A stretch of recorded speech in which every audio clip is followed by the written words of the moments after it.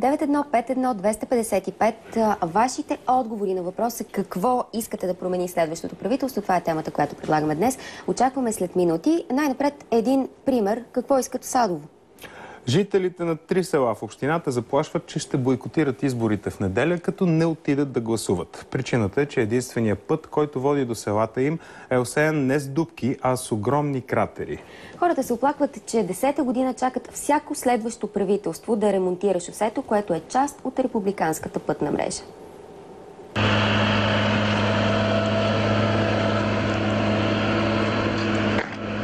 Така изглежда пътят, който води до селата Богданица, Болярци и Селци.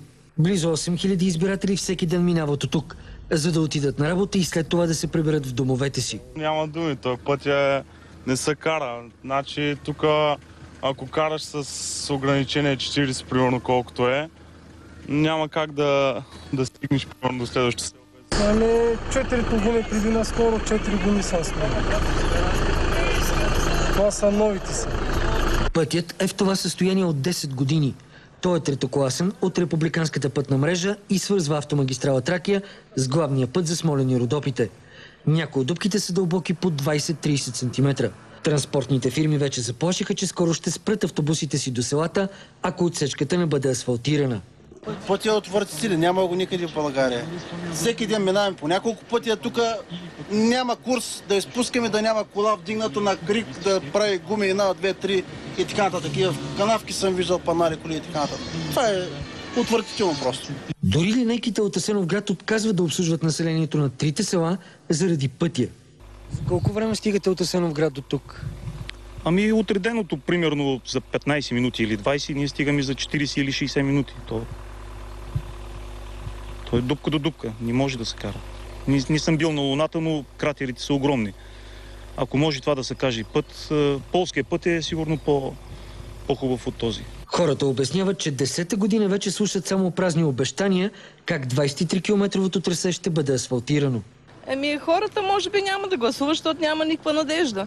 Селата въобще са оставени тук в Пловдивско на произвола. Разбиваме си колите, плащаме данъци.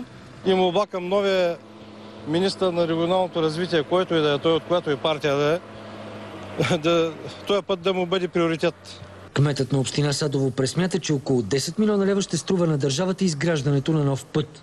Ако погледнете бюджета на Агенция пътна инфраструктура и републикански бюджет, няма абсолютно никакви средства заложени за този път, което за мен говори, че този път няма да го правят тази година. Кметът е получил писмо от Държавната пътна агенция, че следващата седмица експерти ще направят оглед на опасната отсечка, след което възнамеряват да затворят пътя, а движението да бъде пренасочено по заобиколни маршрути. Хората с основание протестират. Аз смятам, че ще се стигне до по-радикални действия, като се блокира международния път и по този начин някой да се накара по някакъв начин да обърне внимание на пътя. От Агенция пътна инфраструктура съобщиха, че тази година не предвиждат ремонт на проблемния участък. За Здравей България от Садово, Благой Бекриев.